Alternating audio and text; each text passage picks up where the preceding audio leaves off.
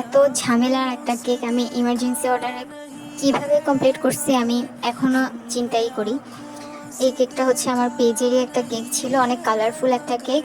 রেফারেন্সের কেকটা ছিল একটা মেয়ে বাবুর জন্য, তো ভাইয়া বললেন যে ওনার ছেলে বাবুর জন্য লাগবে। তো আমি বললাম যে কালার কম্বিনেশনটা চেঞ্জ করে দিই, যেহেতু ছেলের জন্য তাই আমি ব্লু এর উপর করলাম। যেহেতু কালারফুল কেক, তো ক্রিমের কাজ, ফন্ডেন্টের কাজ, অনেক কালারের ক্রিমের কাজ, তো এগুলো অনেক সময় সাপেক্ষ ব্যাপার। তার মধ্যে ফ্লোরাল ভাইয়া আমাকে নক দেন দুপুর 1টা বাজে।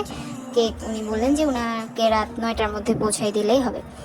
তো আমিও নিলাম অর্ডারটা, কিন্তু আমার মাথায় শুধু ঘুরঘুর করতেছে আমি কিভাবে কমপ্লিট করবো, কিভাবে কমপ্লিট করবো, যেহেতু ফন্ডেন্টের কাজও আছে, আবার ফন্ডেন্ট শুকানোরও কাজ। শুরুতে বেস বানালাম, ঠান্ডা হতে দিলাম, এরপর ফন্ডেন্টের কাজটা কমপ্লিট করলাম এবং কেকের বাকি ক্রিম, আদার যা যা লাগে তা সব কিছু রেডি করে ফেললাম। এরপর কেকের বেস ঠান্ডা হতে দিলাম, আবার ডেলিভারি শিডিউলও নিলাম, মানে যেভাবে গুছায় কাজটা করা যায় আর কি। তো ভাইয়াকে বললাম যে আমি আসলে 8:30টার শিডিউল পাইছি, যেহেতু ইমার্জেন্সি ডেলিভারি সার্ভিসের ওনাদেরও তো একটা শিডিউল রেডি করা থাকে সারাদিনের। তো মাঝখানে ইমার্জেন্সি হলে ওনাদেরও একটু অসুবিধা হয়। তারপরও ওনারা হেল্প করেন, অনেক হেল্পফুল।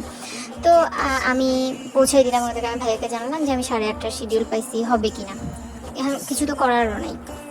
তো ভাইয়া অনেক কোঅপারেটিভ ছিলেন। ভাইয়া বললেন যে আচ্ছা ঠিক আছে, দেখেন না যদি পারেন। আমিও বললাম যে আচ্ছা আমি রাইডারের সাথে কথা বলে দেখি। এরপর ঠিকঠাক মতো পৌঁছে দিল, আল্লাহর রহমত। আর আমি অনেক টেনশনে ছিলাম, ইমার্জেন্সি অর্ডারে বানানো কেক কেমন না কেমন লাগে ওনাদের কাছে, কিন্তু না, ওনারা কেকটা অনেক বেশি পছন্দ করছে। যে বাবুর জন্য নিছে ও খুব বেশি পছন্দ করছে কেকটা। এই তো ওদের ছবিও অ্যাড করে দিলাম, এত কিউট মাশাল্লাহ।